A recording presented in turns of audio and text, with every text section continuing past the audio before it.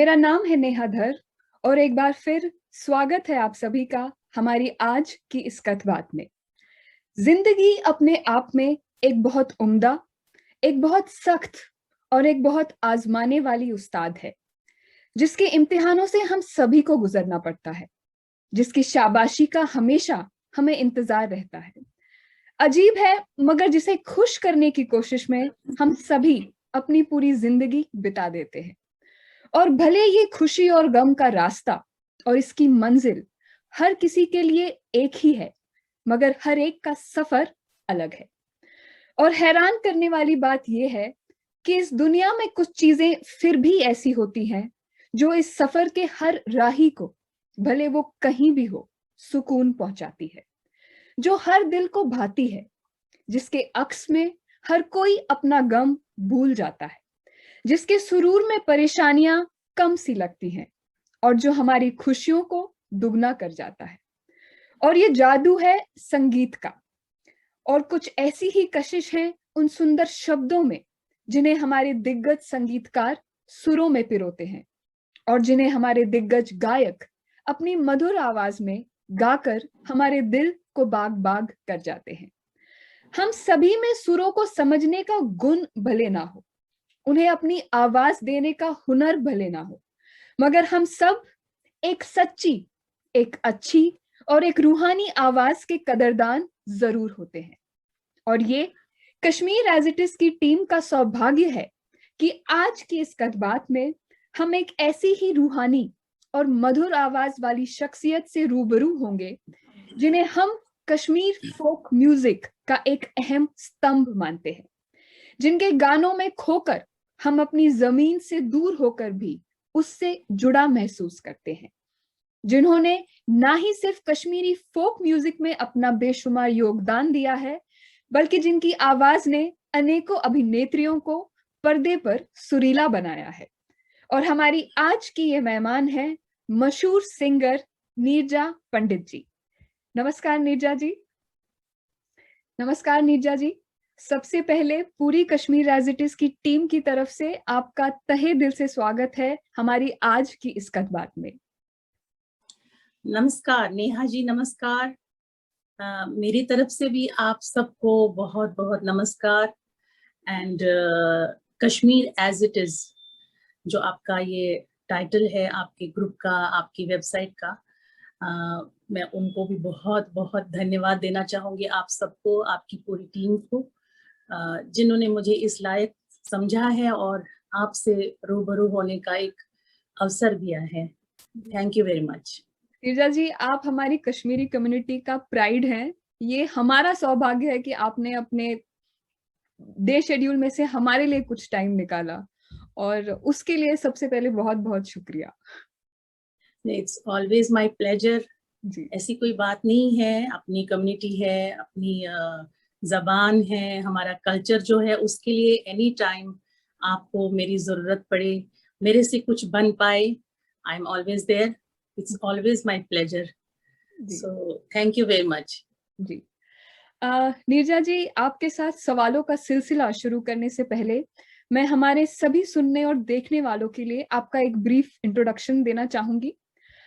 नीरजा जी ने MA in music किया है चंडीगढ़ यूनिवर्सिटी से, जिसके साथ साथ इन्होंने संगीत जगत के दिग्गज कलाकारों से, जिनमें आते हैं Pandit Shambhunath Sopori ji, Padmashri Pandit Bhajan Sopori ji, Bollywood music director late Shri Shambhu Sen ji और सारंगी जीनियस ध्रुवा घोष जी से इन्होंने म्यूजिक की तालीम हासिल की है। और यही वजह है कि नीरजा जी का बहुत अहम योगदान रहा है कश्मीरी फोक म्यूजिक को बढ़ावा देने की तरफ। इनके सभी कश्मीरी म्यूजिक एल्बम्स हमेशा बेस्ट सेलर रहे हैं। इसके अलावा नीरजा जी ने खुद की प्रतिभा को सिर्फ कश्मीरी फोक तक सीमित नहीं रखा, बल्कि इन्होंने इंडियन सिनेमा और टेलीविजन जगत में पर्दे के पीछे रहकर अनेकों किरदारों को अपनी सुरीली आवाज से सजाया है। नीरजा जी ने ये दिल, इंडियन बाबू, शीन, खूबसूरत और ट्रैफिक सिग्नल जैसी फिल्मों के संगीत को अपनी आवाज दी है, और अपनी सुरीली आवाज के लिए इन्होंने अनेकों पुरस्कार भी हासिल किए हैं। और न सिर्फ पर्दे के पीछे, बल्कि पर्दे के आगे रहकर नीरजा जी ने हिंदुस्तान के कोने कोने में और विश्व भर में, जैसे कि यूएसए, यूके, कनाडा, न्यूजीलैंड और दुबई जैसी कंट्रीज में लाइव म्यूजिक कॉन्सर्ट्स किए हैं संगीत जगत के नामी हस्तियों के साथ, जिनमें आते हैं बप्पी लहरी, जतिन ललित, नदीम श्रवण और अभिजीत जैसे म्यूजिकल माइस्ट्रोस। नीरजा जी, आगे बढ़ने से पहले आपको सबसे पहले तो बहुत बहुत मुबारकबाद अपनी कला में खुद को इतना पुख्ता करने के लिए कि आज की डेट में आपके नाम से पूरी कश्मीरी कम्युनिटी संगीत के क्षेत्र में अपना एक अलग मकाम खड़ा कर पाई है। बहुत बहुत शुक्रिया। नीरजा जी, आपसे सबसे पहला सवाल जो हमारा ये है वो ये कि हम जानना चाहते हैं कि आप कश्मीर के किस हिस्से से आते हैं और संगीत ने आपकी जिंदगी में किस तरह प्रवेश किया, किसने आपकी इस प्रतिभा को पहचाना और कैसे आपने इसे अपना करियर बनाने की ठानी? मैं कश्मीर के ऐसे कोने को बिलोंग करती हूँ, ऐसी जगह को बिलोंग करती हूँ जो बहुत ही मशहूर जगह है, जिसका नाम है पामपोर। पामपोर तो कई चीजों के लिए, कई इसके लिए माना जाता है। पामपोर एक ऐसी जगह है जहाँ की ललेश्वरी थी, जहाँ पे हब्बा खातून थी, जहाँ केसर उगता है, जहाँ कई चीजें हैं जो बहुत स्पेशल मानी जाती है पामपोर जैसी जगह की। तो मैं उस जगह को बिलोंग करती हूँ। और संगीत का ऐसा है कि ये थोड़ा बहुत मैं कह सकती हूँ, थोड़ा बहुत नहीं, ये हकीकत है कि मुझे थोड़ा जीन्स में है, मेरी विरासत में मिला है, मेरी मदर से मिला है। मेरी मदर भी बहुत अच्छा गाती हैं और एक्चुअली हमारी पूरी फैमिली गाने में काफी माहिर रही है।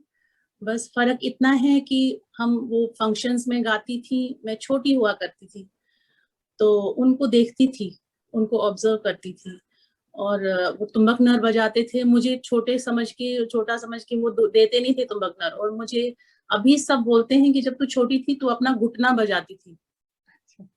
घुटने को तुम्बक नर बना के मैं वैसे रिदम बजाती थी जैसे तुम्बक नर बजती थी, और मम्मी के पीछे पीछे देख के और सबके साथ कोशिश करती थी गाने की।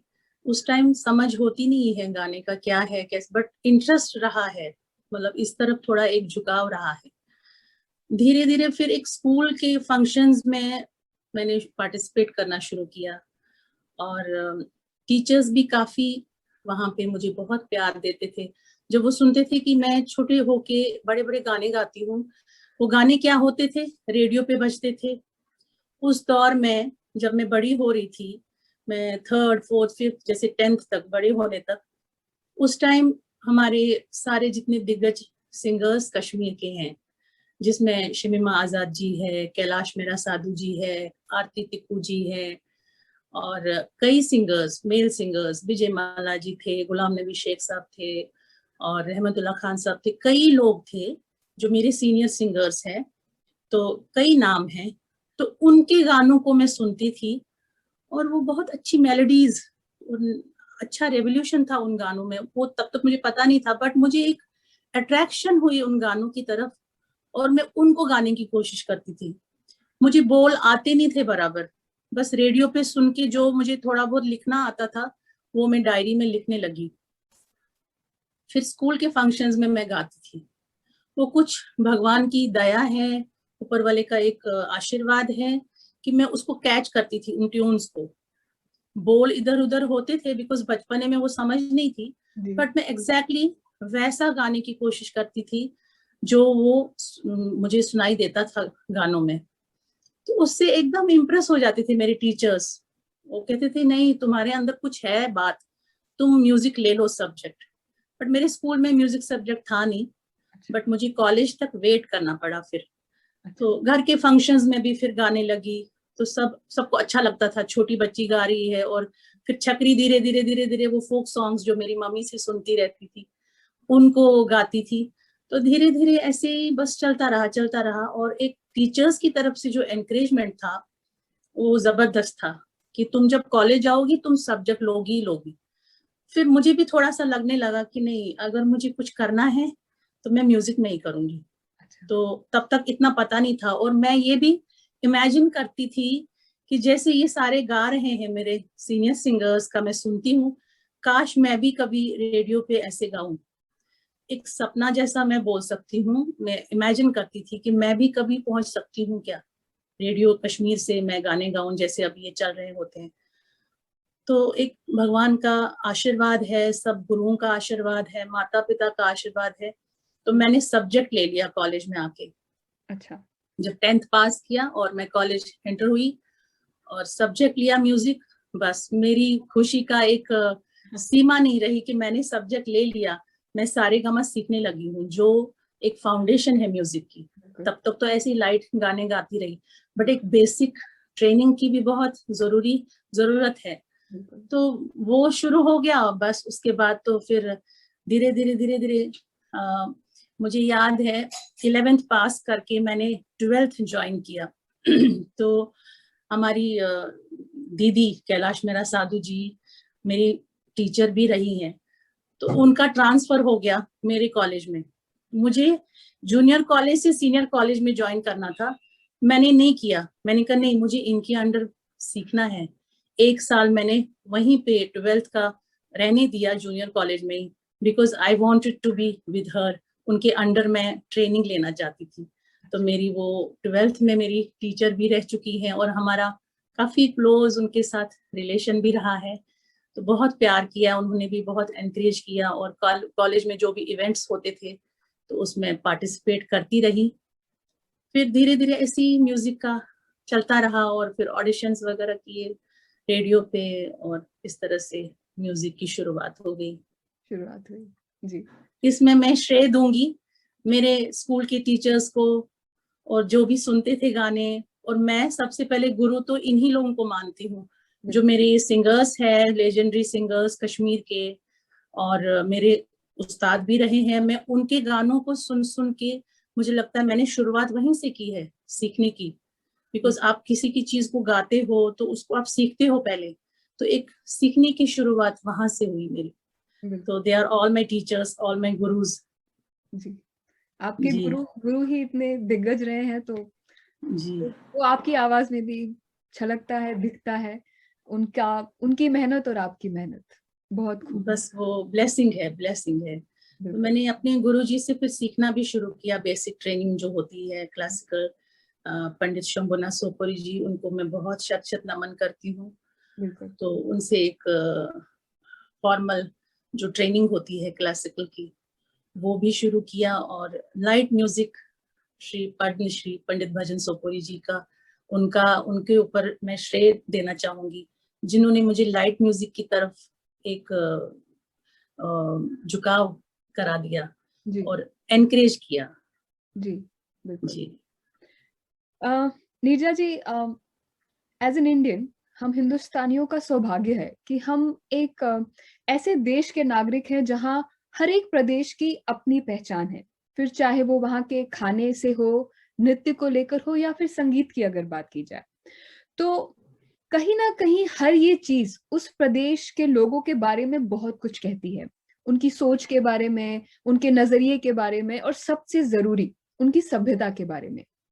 क्योंकि आप खुद एक संगीतकार हैं जो पली बड़ी हुई कश्मीर के संगीत के साथ, और एज अ प्रोफेशनल सिंगर आपने अलग अलग प्रांतों के गाने गाए, उनका भाव समझा। तो मैं ये जानना चाहूंगी आपसे कि कश्मीर का जो फोक म्यूजिक है वो किस तरह कश्मीरी लोगों को रिप्रेजेंट करता है, किस रूप में कश्मीरी लोगों को दर्शाता है, और हमारी कौन सी खूबियां हैं जो जिनका मिश्रण हम कश्मीरी फोक म्यूजिक को सुनते हुए पाते हैं। एक्चुअली फोक म्यूजिक जो है ना, कहीं भी किसी भी प्रांत का हो, वो सिमिलर लगता है। सिमिलर इन द सेंस एक ट्रेडिशन होता है, एक खास उसमें बात होती है। सपोज मैंने राजस्थानी फिल्मों के लिए भी गाया है। अच्छा। तो मेरे एक और गुरु, जब मैं बॉम्बे आई तो मैंने उनसे सीखना शुरू किया। श्री शंभू सेन जी बहुत बड़े लेजेंडरी म्यूजिक डायरेक्टर रहे हैं इंडस्ट्री के, उनको भी मैं शत शत नमन करती हूँ। तो एक प्लेबैक सिंगिंग की ट्रेनिंग मैं उनसे लेती थी, और उन्होंने कई फिल्में की। तो उसमें मेरे को गवाया उन्होंने राजस्थानी। जी जब मैं सीखा उस फोक म्यूजिक को, राजस्थानी फोक गाने जब मैंने सीखे, या उसका वो जो वहाँ का ट्रेडिशनल म्यूजिक है, मुझे काफी सिमिलर लगा वो कश्मीरी म्यूजिक के साथ। क्योंकि हमारे ना कुछ एक्सेंट्स होते हैं, जो फोक म्यूजिक के एक्सेंट्स है, खास एक्सेंट्स होते हैं हर फोक म्यूजिक के। तो हमारा जो कश्मीरी फोक म्यूजिक के कुछ एक्सेंट्स, कुछ सुर, जो छंद है कुछ, वो काफी मुझे मिलता जुलता लगा हमारे कश्मीरी फोक म्यूजिक के साथ, और राजस्थानी म्यूजिक का काफी सिमिलर लगा मुझे। अच्छा तो मुझे बहुत अच्छा लगा। मुझे लगा ये तो बहुत ही मतलब कितना रिच है हमारा इंडियन, जो भी हमारे, जहाँ भी हम जितने भी हमारे स्टेट्स है, उसके अलग अलग रंग है, म्यूजिक का भी अलग अलग रंग है, बट कहीं ना कहीं वो मिलता ही है, वो एक्सेंट्स मिलते हैं जो आपको ट्रेडिशनली एकदम वो इकट्ठा करता है उस चीज को।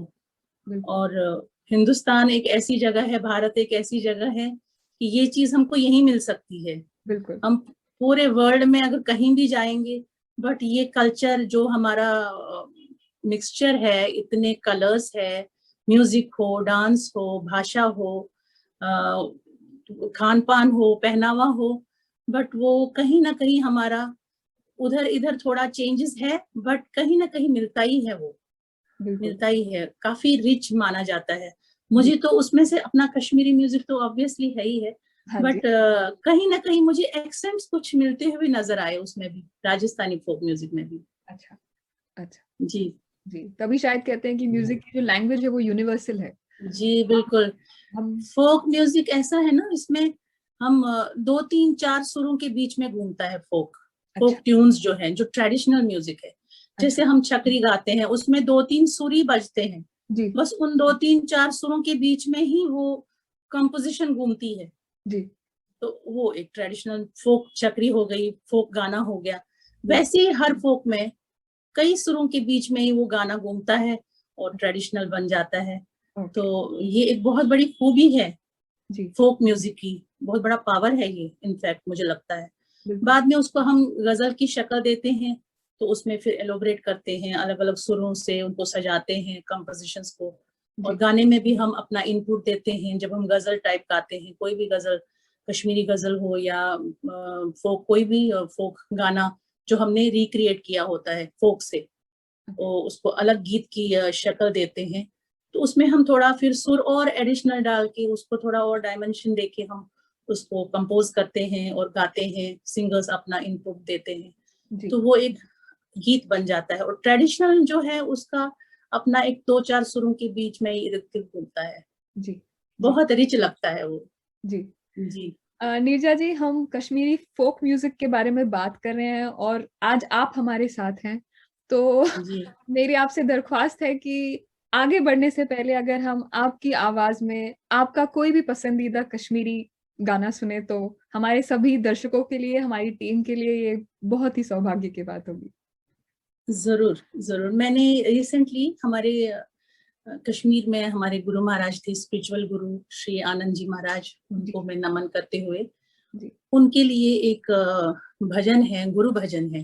श्योर तो मैं चाहूंगी कि गुरु के ही नाम से शुरू करें, हाँ जी बिकॉज अल्टीमेटली अगर मैं यहाँ बैठी हूँ, जी so it's all because of मैं, जितने भी मेरे गुरुजन हैं जी उनके आशीर्वाद है। और हमारी mother in law, she is not with us physically, but वो जी हमेशा अंग संग है मेरे। तो बिल्कुल स्पिरिचुअल माहौल घर का रहा है, तो मैं अपने गुरुजन का ही नाम लेके शुरू करूंगी। तो जरूर ये एक भजन है, इसका मैंने कोशिश की है तर्ज बनाने की। जी तो sir hope you like it. जी जी बिल्कुल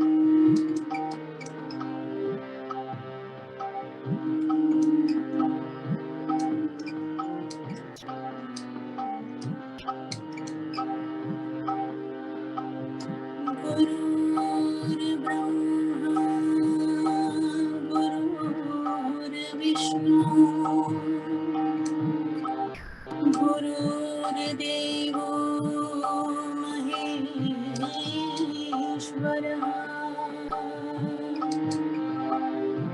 गुरुर्साक्षात् परब्रह्म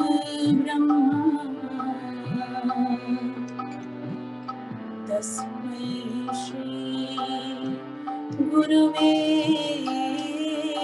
नमः।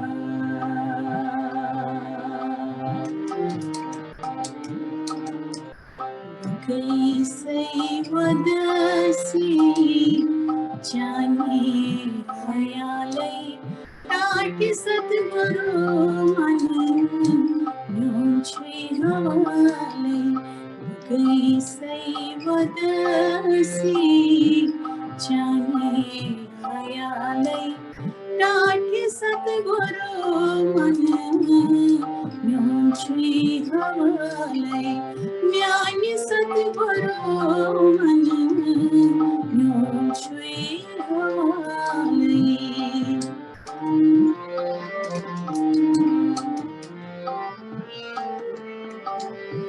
बलोवन में दिति मई हर सोच पारे। बलोवन में दिति मई हर सोच पारे। हर सोच पारे। हर सोच पारे। मशरिक़त मग़रिब जनूब शुमालै टाट सतगुरु मन न्योछे हवाले। मशरिक़ मग़रिब जनूब शुमालै ज्ञानी सतगुरु मन न्योछे हवाले।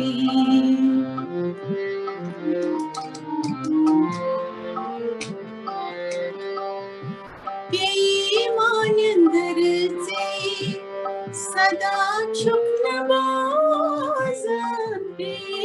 मानंदर से सदा छुप नवाज। सदा छुप नवाज। सदा छुप नवाज। खुद दया मुनकनस ही दयालै टाट सतगुरु मन न्योछे हवाले।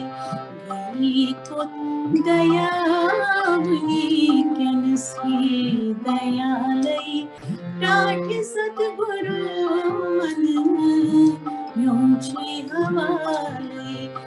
कैसे वदसी जाने ख्यालै टाट सतगुरु मन न्योछे हवाले। ज्ञान सतगुरु मन न्योछे हवाले। टाट सतगुरु मन न्योछे हवाले।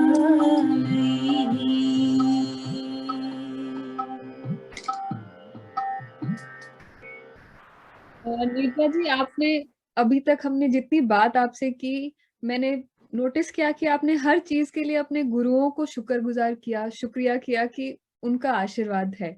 और अभी आपको इस तरह रूबरू सुनकर समझ आता है, दिखता है और सुनाई देता है कि you are truly blessed and it's such a joy to hear you.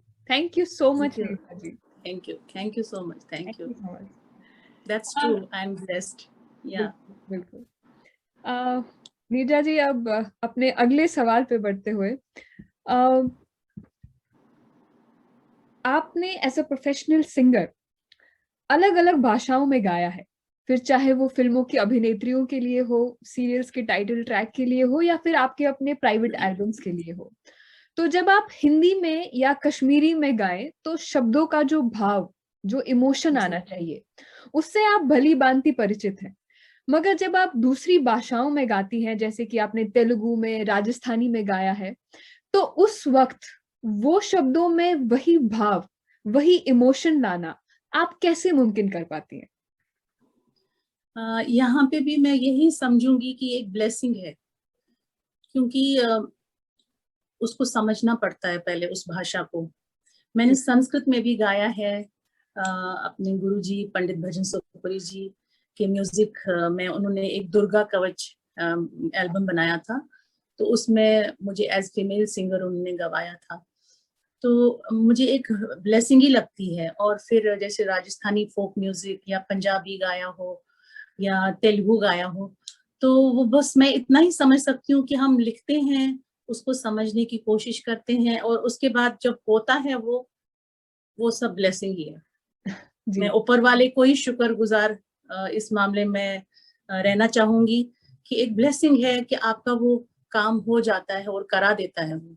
बिल्कुल। तो वो सामने वाले का एक इम्प्रेशन जो है उसको वो समझते हैं कि हाँ भाई, हम कोशिश तो करते हैं, नो डाउट, हम सीखते हैं, उसको उतारते हैं, उस भाषा को अपने अंदर, उसको समझने की कोशिश करते हैं, बट फाइनली जो होता है बस वो एक ऊपर वाले का एक आशीर्वाद ही है। जी बट मैं जब इसको भी एक आशीर्वाद ही समझती हूँ, बिकॉज कई बार मुझे जैसे उर्दू मैं कुछ सूफी इवेंट्स करती रहती हूँ, मैं सूफी म्यूजिक भी, एक सूफियाना कलाम, उसके लिए भी मैं, मेरे उस्ताद है जो यहाँ पे इंडिया के बहुत बड़े, भारत के बहुत बड़े कव्वाल रहे हैं, उस्ताद अख्तर आजाद साहब, उनसे मैं ये सूफियाना कलाम सीखती हूँ और कई शोज भी करती रहती हूँ, क्योंकि सूफियाना की तरफ काफी मेरा एक झुकाव है।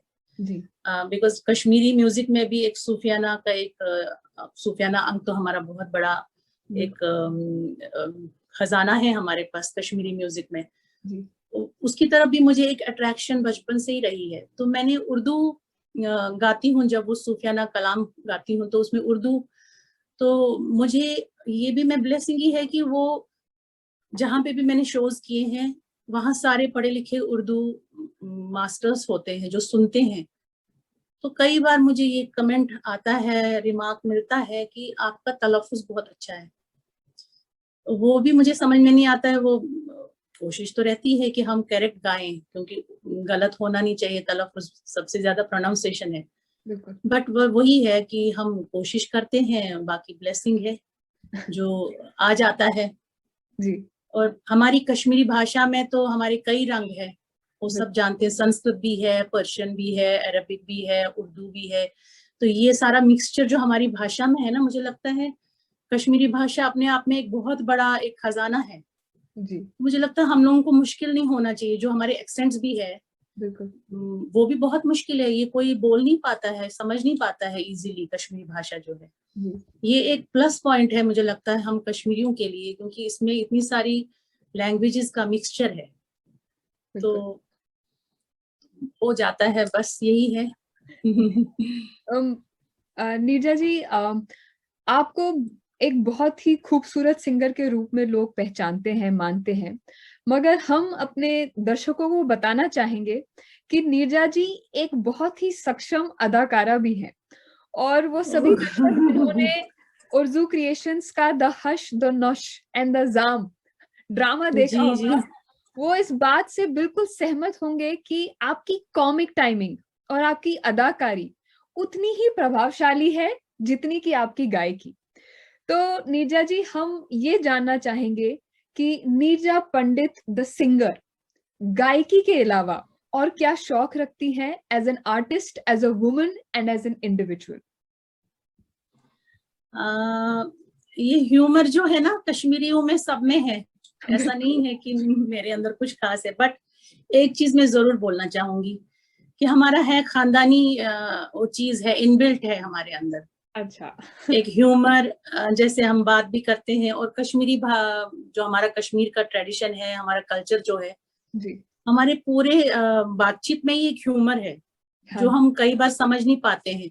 मतलब जी मामूली बात भी अगर हम करते हैं, उसको थोड़ा अलग से वो ढंग से बोलने की कोशिश करते हैं, वो एक ह्यूमर बन जाता है। और बहुत रिच ह्यूमर है हमारी कश्मीरी भाषा का, अगर हम उसको इस्तेमाल करें कहीं कई ढंग से। जी वो भी एक पता नहीं एक मुझे लगा वो एक जस्ट ऐसे ही हो गया, जी पेंडेमिक में बैठे बैठे वो कर दिया था। बट है वो हमारा थोड़ा हेरिडिटरी है, हमारी पूरी फैमिली में एक ह्यूमर है, बिल्कुल। तो जो हम कई बार इस्तेमाल भी करते हैं, या अपनी बातों में भी, बातों बातों में हम आपस में बैठे हैं तो बहुत जोक्स होते हैं। और रिच ह्यूमर, ऐसा नहीं कि कुछ भी बोल रहे हैं या कुछ भी बेतुका नहीं, हाँ जी बहुत ही एकदम, मैं इसको एक हेरिडिटरी मानती हूँ कि हमारे पूरे खानदान में ही सब कोई जोक्स, अच्छे अच्छे जोक्स और अच्छा अच्छा ह्यूमर जो है हम आपस में शेयर करते हैं। और एंजॉय करते हैं। तो एक बहुत बड़ी एनर्जी है मुझे लगता है ह्यूमर। हाँ जी। जब आप ह्यूमर इस्तेमाल करते हो या आपकी लाइफ में अच्छी अच्छी चीजें होती है, उस पे आप खुश होते हो, तो एक अलग ही एनर्जी मिलती है, एक अलग ही वातावरण बनता है। तो कश्मीरी, वैसे कश्मीर का एक ह्यूमर जो है ना, पूरे वर्ल्ड में कहीं नहीं मिलेगा। बिल्कुल, मैं इस बात से बिल्कुल कहीं नहीं मिलेगा। अगर आप किसी सेंटेंस को आप ट्रांसलेट भी करेंगे ना, तब भी वो बात नहीं बनेगी जो कश्मीरी में ही उसको मजा आएगा। बिल्कुल बिल्कुल। और एक चीज और है हमारे कश्मीर में, जैसे हम अनंतनाग साइड में, नॉर्थ जो कश्मीर का मानते हैं, वहाँ के एक्सेंट्स अलग है। और फिर हम साउथ की तरफ जाते हैं, वहाँ का एक्सेंट अलग है, जैसे सोपोर, बारामूला, तो वहाँ डिफरेंट एक्सेंट में बात होती है। तो ये अलग अलग स्टाइल्स भी जो है, एक्सेंट भी जो है, ये भी एक बहुत बड़ी बात है कि जगह एक ही है बट वहां पे भी अलग अलग टोन्स है बात करने के। बिल्कुल। तो ये बहुत बड़ा रिच कल्चर है हमारा। उस ड्रामा सीरीज में आपका एक्सेंट अलग है, बिकॉज वो अनंतनाग साइड से, अनंतनाग साइड, हाँ हाँ हाँ, वो अनंतनाग साइड का, क्योंकि मेरा मातामल अनंतनाग में ही है, पूरा मातामल परिवार जितना भी मेरा है वो अनंतनाग के ही है। तो आधे से ज्यादा अनंतनाग का ही एक्सेंट वो आ गया है उसमें। बिल्कुल। और वही है, बस अपना बहुत रिच कल्चर है हमारा, मैं सच बोलती हूँ। उसको हम किसी में डाल नहीं सकते, किसी और भाषा में। जी जी। और जो उसको समझता है वो एंजॉय करता है उस बात को। तो नीरजा जी, ये भी एक आर्ट फॉर्म ही हुआ, ड्रामा या सिंगर, लेकिन इसके अलावा एज एन इंडिविजुअल नीरजा पंडित जी क्या करती हैं अपने फ्री टाइम, क्या शौक रखती हैं आप? फ्री तो कभी होते नहीं है लाइफ में, बिकॉज फैमिली है। मैं आपसे ये सवाल इसलिए पूछ रही हूँ कि आम आदमी के नजरिए से अगर देखें तो हमें लगता है ये सिंगर है तो ये शायद हमेशा सिर्फ सिंगिंग ही करता होगा, लेकिन हमें बहुत इस चीज का intrigue, we are quite intrigue to know कि आप क्या करते हैं अपने खाली वक्त में। एक्चुअली जब आप फैमिली में होते हो, जॉइंट फैमिली में होते हो, तो कई चीजें होती है, तो फर्स्ट प्रायोरिटी आपको फैमिली को देना पड़ता है।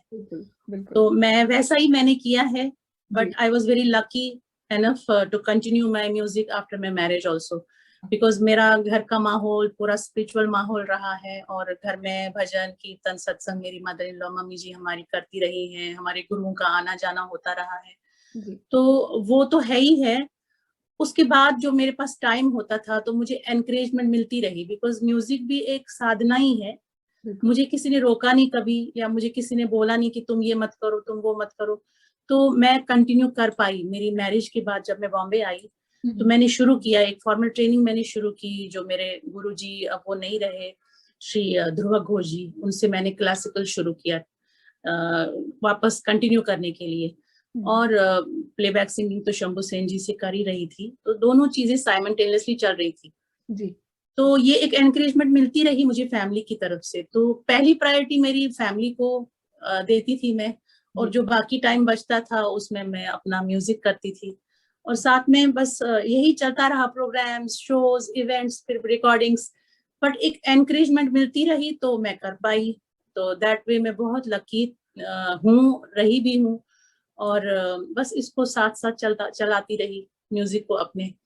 और बाकी बस मेन तो यही है कि म्यूजिक ही मेरा सबसे ज्यादा प्रिय है, जो इसको मैं कंटिन्यू रखना चाहूंगी। बस आशीर्वाद मिलता रहे भगवान का, सब गुरुजनों का, तो बड़ों का, तो ये चलता रहे। यही एक मेन मेरा इंटरेस्ट है, मकसद जो है मेरा, मैं यही बोल सकती हूँ, क्योंकि ये अपने आप में एक मेडिटेशन है, पूजा है।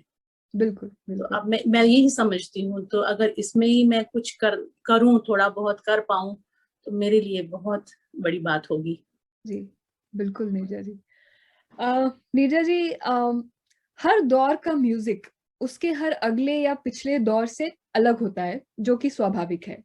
और अक्सर हम अपने पेरेंट्स को या ग्रैंड पेरेंट्स को कहते हुए सुनते हैं कि हमारे दौर के म्यूजिक की अलग बात थी, उन लिरिक्स की अलग बात थी।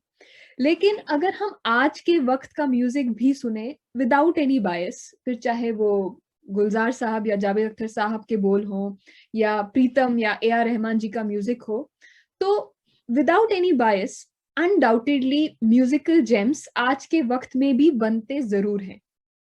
मगर शायद जो डिफरेंस है वो ये है कि आजकल गानों की शेल्फ लाइफ नहीं होती, जो कि पहले के गानों में भरपूर थी। और शायद तभी उन्हें एवरग्रीन गाने कहा जाता है।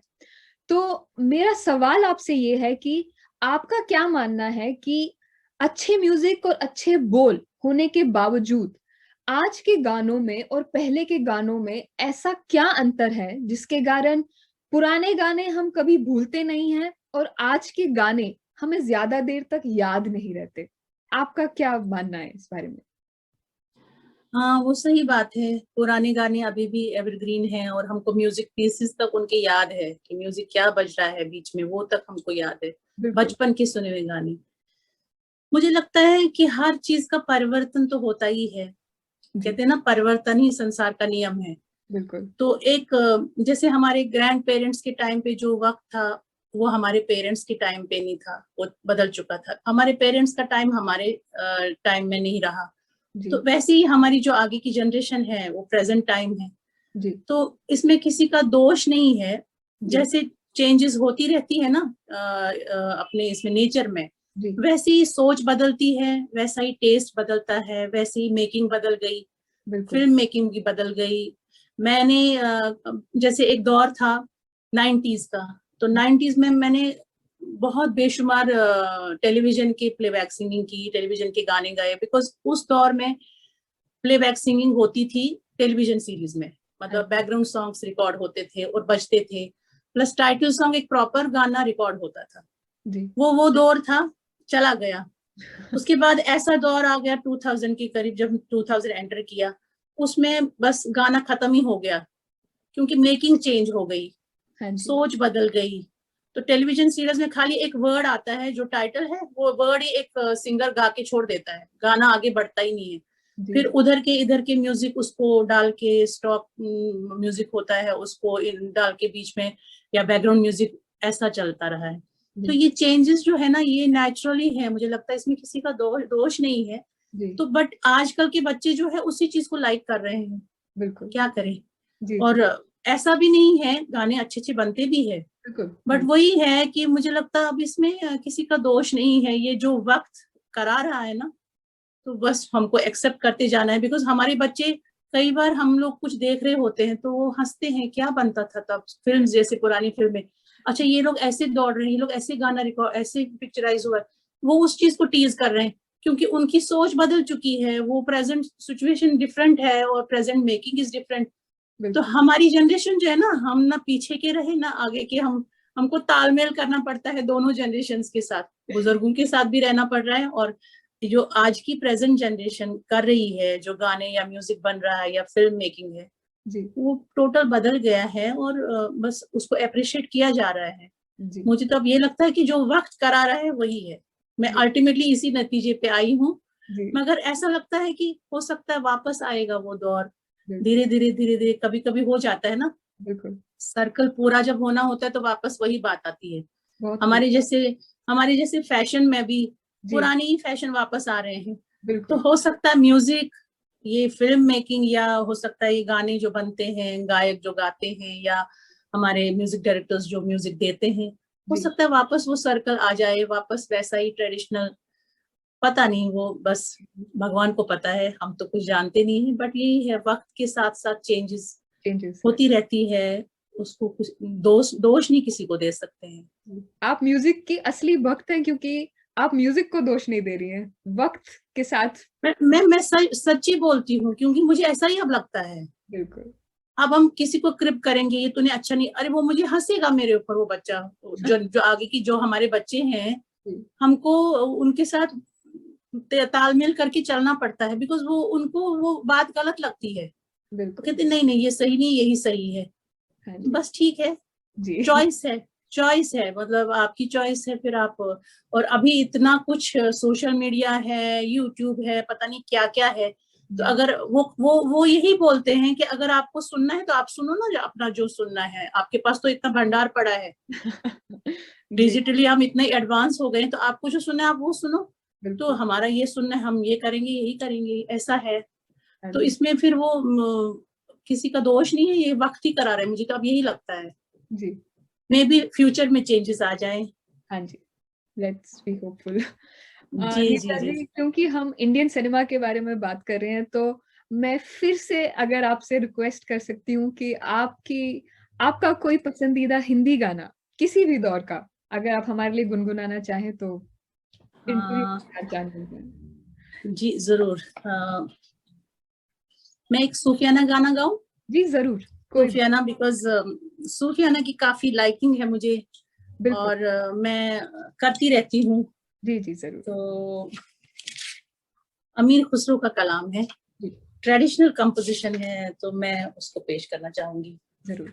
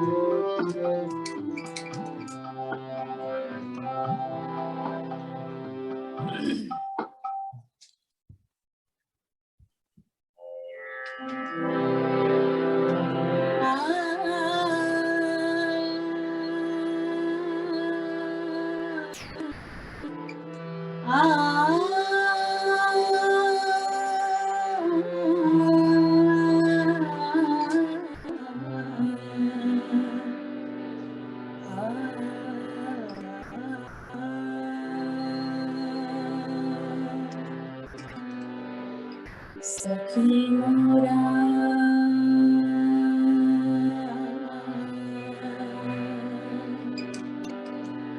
सखी मोरा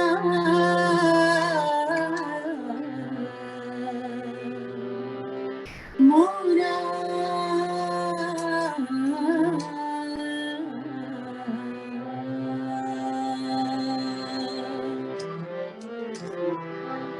ओरी सखी मोरे पिया घर आए,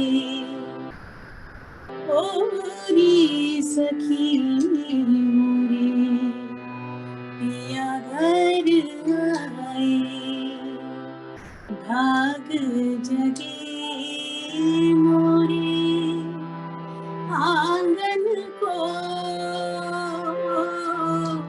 भाग जगे मोरे आंगन को, बल बल जाऊं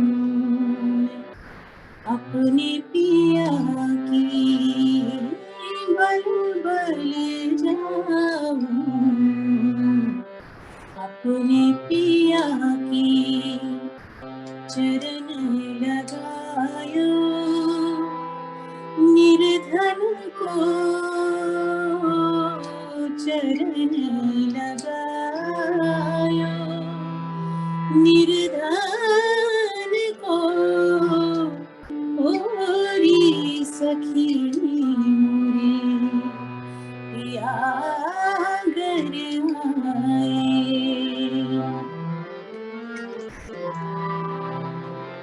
मैं तो खड़ी थी आस लगाए,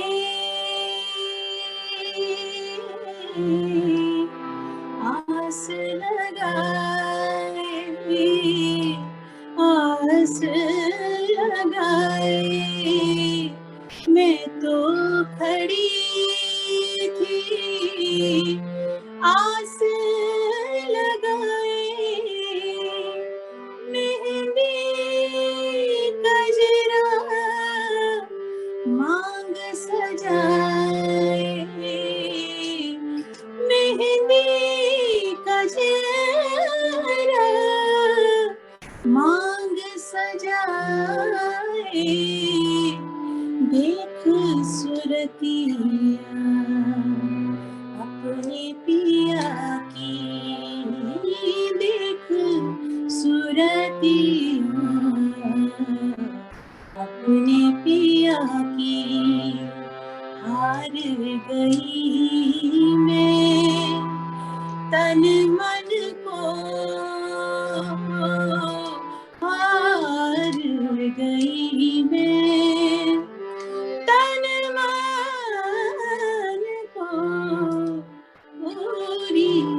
सखी मोरे पिया घर आए, भाग जगे मोरे आंगन को, भाग जगे मोरे आंगन को, मोरी सखी मोरे पिया घर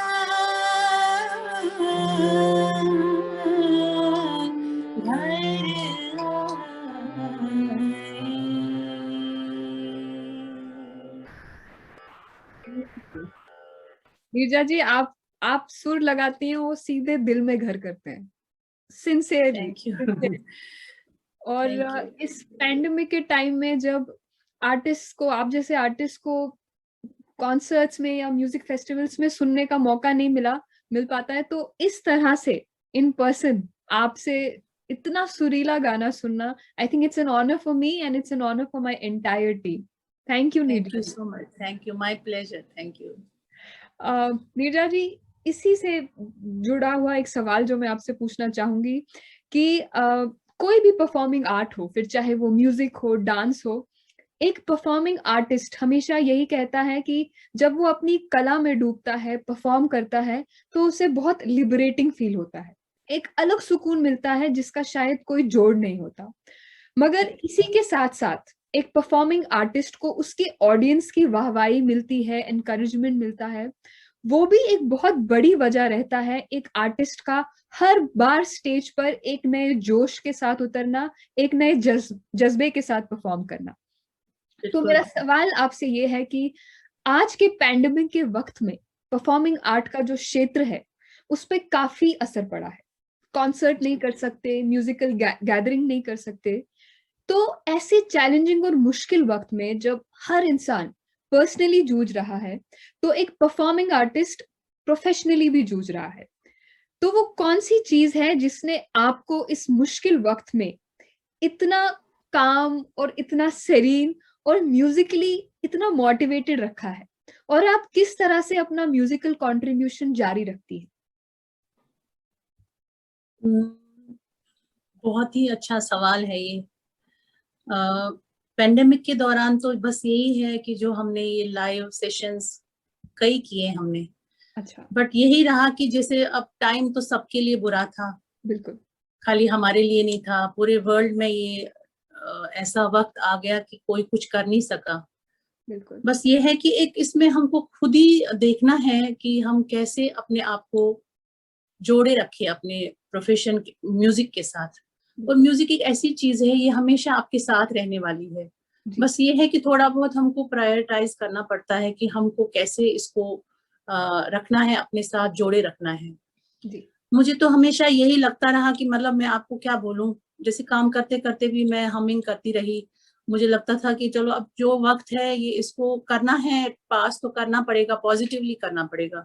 जी। तो हमारे लिए मुझे लगता है म्यूजिशियंस के लिए, जो गाता है, जो बजाता है, या डांसर भी, बिल्कुल। घर में भी हम बैठे बैठे उसको साथ रख सकते हैं अगर हम चाहे तो।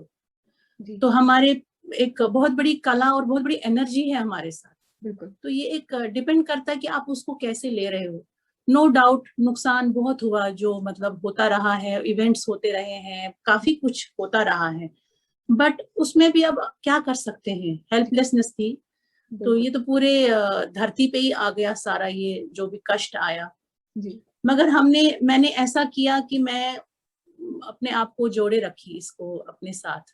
बिल्कुल। थोड़ा बहुत भी टाइम मिलता था और मैं बैठ जाती थी, और फिर ये लाइव सेशंस होते रहे। जी। और मुझे लगता है इसमें डिजिटली जो हम थोड़ा बहुत एडवांस हो चुके हैं, जो ये ऑनलाइन फेसबुक लाइव और ये जूम मीटिंग्स के दौरान सेशंस होते रहे हैं, या रिकॉर्डिंग्स जो भी है, जी। तो इसके थ्रू हम काफी कनेक्टिविटी हमारी बनी रही। जी।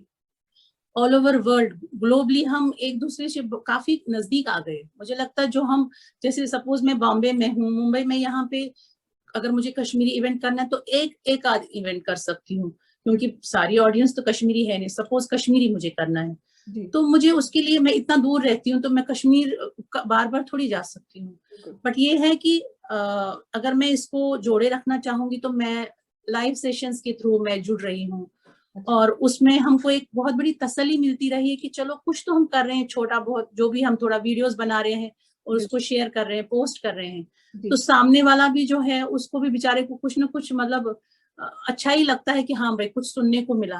तो ये एक नुकसान तो है, इसमें भी प्लस पॉइंट भी है, माइनस पॉइंट भी है, बट ये है कि मुझे ऐसा लगा कि चलो ये वक्त निकालना है तो थोड़ा थोड़ा मैंने अपने आप को इन्वॉल्व रखा, इसके साथ जोड़े रखा। और फिर ऐसी जैसे आपने अभी रिकॉर्डिंग कर रहे हैं आप, या ऐसे कुछ सेशंस हुए हमारे, उसके थ्रू हम ऑडियंस से जुड़े रहे, लाइव फेसबुक लाइव भी कई किए, तो एक इंस्पिरेशन मिलती रही उससे। ये जो लाइव सेशंस भी हुए ना, उसका एक फायदा ये हुआ इंस्पिरेशन, बिकॉज हम घर बैठे नहीं जान सकते हैं कि मेरे बारे में कोई क्या सोचता है, सुनता भी है मेरा गाना कि नहीं सुनता। अगर आपने यूट्यूब पे है, आपका गाना है या वीडियो है, हमको नहीं पता कितने लोगों ने देखा, कौन देख रहा है, इंटरेस्टेड है भी नहीं है। बट जब आप लाइव कहीं आते हैं तो ये ऑनलाइन का काफी अच्छा फायदा हुआ इस मामले में कि हमको एक पॉजिटिविटी बनी रही जब आप ऑडियंस के साथ जुड़ रहे थे और सेशंस होते रहे और आपको लोग सुन रहे हैं, आपको आशीर्वाद भी मिल रहा है, ब्लेसिंग मिल रही है सबकी तरफ से, कमेंट्स भी मिल रहे हैं, चाहे भला चाहे बुरा जो भी, बट एक पॉजिटिविटी बनी रही उसके थ्रू। तो ये एक मैंने यही समझा कि नहीं, इसको ऐसे ही अब कंटिन्यू रखना है जब तक ये वक्त निकल जाएगा। तो एक इंस्पिरेशन बनी रही, बिकॉज जब अब कोई वीडियो में डाल देती हूँ, जब सामने से उसका अच्छा रिएक्शन मुझे मिलता है तो मैं मुझे एक एनकरेजमेंट मिलती रहती है कि नहीं ये चलो ये अच्छा लगा किसी को, तो मैं और उसमें फिर अपना प्रोग्रेस करने की कोशिश करती हूँ अपने गाने में, और उसमें अपना इनपुट डालने की कोशिश मैं ऐसा नहीं बोल सकती कि मैं परफेक्ट कर रही हूँ कुछ, बिकॉज पेंडेमिक में आपके पास कुछ अवेलेबल है नहीं, स्टूडियो अवेलेबल नहीं है, म्यूजिशियंस अवेलेबल नहीं है, बस जैसे हम आपस में बातचीत अभी कर रहे हैं ऐसे ही बस इलेक्ट्रॉनिक तबला तानपुरा मेरे पास से बाजा है, अब जैसा हो पाता है बस हम कर रहे हैं, पॉजिटिवली कर रहे हैं। सामने वाले को अगर अच्छा लगे तो ठीक है, अच्छी बात है, उससे हमको एनकरेजमेंट मिलती रही है। खासकर मुझे, मैं अपना बोलती हूँ, तो कुछ नया कंपोज, छोटी छोटी कंपोजिशंस पे ट्राई किया इस पेंडेमिक में, और इस तरह से चलता रहा मेरा। मैं उसमें बहुत धन्यवाद दूंगी अपने भगवान को कि चलो इसी के साथ जोड़े रखा, एटलीस्ट वो कनेक्टिविटी बनी रही म्यूजिक की। तो ये आप डिपेंड करता है पर्सन टू पर्सन, आप कैसे उसको लेते हो, बिकॉज देखिए वक्त सबके साथ एक ही जैसा था, ये खाली मेरे लिए नहीं था या सब कलाकारों के लिए नहीं था, निकालना था कैसे भी करके। तो उसको अगर हम उस ढंग से ले लेंगे, पॉजिटिव वे में सोचेंगे, तो फिर भगवान उस रास्ते को हमको वैसे ही रास्ता दिखाता है और आगे बात बढ़ती है। बिल्कुल बिल्कुल जी। नीरजा जी, आज की कथबात का आखिरी सवाल आपसे ये है कि आप हमारी कम्युनिटी के उन बडिंग सिंगर्स के लिए क्या नसीहत देना चाहेंगे जो म्यूजिक में अपना करियर बनाना चाहते हैं मगर ये समझ नहीं पाते कि शुरू कहाँ से करें और कैसे आगे बढ़े। रियलिटी शोज तो हैं मगर उन रियलिटी शोज से निकलकर अपने को संगीत जगत में सफल कैसे करें, तो उनको प्रोत्साहित करने के लिए आप उन्हें क्या कहना चाहेंगी? हाँ, बस उसमें यही है कि अगर भगवान ने कला दी है, टैलेंट दिया है बच्चों में, किसी में भी कोई भी कला दी हो, चाहे डांस हो, म्यूजिक इंस्ट्रूमेंटल बजाना हो या गाना हो, उसके लिए पहले तो बेसिक ट्रेनिंग लेनी जरूरी है। क्योंकि लाइट गाने हम कितने भी गाएं, जैसे मैंने अपना आपको बताया कि मैं गाती रही बचपन में स्कूल तक, जब तक मेरी फॉर्मल ट्रेनिंग मैंने शुरू नहीं की, सारेगामा मैंने सीखा नहीं, बेसिक मैंने जो फाउंडेशन होती है म्यूजिक की, जब तक मैं वो नहीं सीखूं तब तक मुझे आगे बात नहीं बनती है। ये धीरे धीरे जितना हम करते हैं, इसको जुड़ते रहते हैं अपने संगीत बेसिक ट्रेनिंग के साथ, उतना ये बढ़ता है, क्योंकि संगीत को समुद्र माना जाता है। जितना हम इसमें डूबेंगे, जितना हम इसको अपने साथ रखेंगे, उतना ये हमको साथ रखता है। ये पुरानी कहावत है कि आप रियाज अगर छोड़ देते हो कई दिनों के लिए, वो तो फिर कई दिनों कितना गुना हो के वो हमको छोड़ देता है। तो उस आत्म साथ बोलते हैं ना, हमको कनेक्टिविटी बनाए रखनी पड़ेगी, उसके लिए रियाज करना पड़ेगा, प्रैक्टिस इज मस्ट। प्रैक्टिस नहीं रखेंगे तो वो, अगर हमको किसी पोजीशन पे आना है, करियर बनाना है, बहुत जरूरी है रियाज। बेसिक ट्रेनिंग जो है वो बहुत जरूरी है। और बाकी तब गाने अपने आप ही आएंगे, उस सिंगिंग भी अपने आप आएगी, चाहे फिर कोई भी आप फिल्मी गाना गाओ, गजल गाओ, कुछ भी गाओ, बट जब तक फॉर्मल ट्रेनिंग नहीं होगी, रियाज नहीं होगा, patience, patience is the most important thing अगर आपको करियर बनाना है। क्योंकि अगर पेशेंस नहीं रखेंगे, क्या होता है जल्दबाजी में बच्चों को लगता है हमने लता जी का गाना गाया या किशोर दा का या मोहम्मद रफी साहब का गाना गाया और हम पहुंच गए कहीं। ऐसा नहीं है। जब हम उन गानों को सुनते हैं ना, एक छोटी छोटी बारीकियां जब उसको हम सुनते हैं ध्यान से, तो लगता है हम कहीं नहीं है, हम पहुंच ही नहीं पाएंगे उधर। बट अगर हम रियाज रखेंगे, ऐसा भी इम्पॉसिबल कुछ नहीं है, बट रियाज करना जरूरी है, बेसिक ट्रेनिंग लेनी जरूरी है, और पेशेंस भी रखनी है, और फिर अपना आगे बढ़ते रहना है, ये बहुत जरूरी है पेशेंस। नहीं तो जल्दबाजी में नहीं हो पाता है। और भगवान ने अगर टैलेंट दिया है तो उसको निखारना है, तो रियाज और सीखने से, सीखे बिना कुछ नहीं है। मैंने ये अपने अभी जैसे मैंने कहा पेंडेमिक के दौरान अब कुछ नहीं था, तो मैं ऐसी डायरी किताब खोलती थी, भजन की या गीतों की किताब खोली, कुछ भी ऐसे आ जाता था और कई ट्यून्स बन जाती थी, अपने आप बन जाती थी। मैं कोई कंपोजर नहीं हूँ, मैं बोल भी नहीं सकती मैं कंपोजर हूँ। कंपोजिशन बनाना बहुत बड़ी बात है।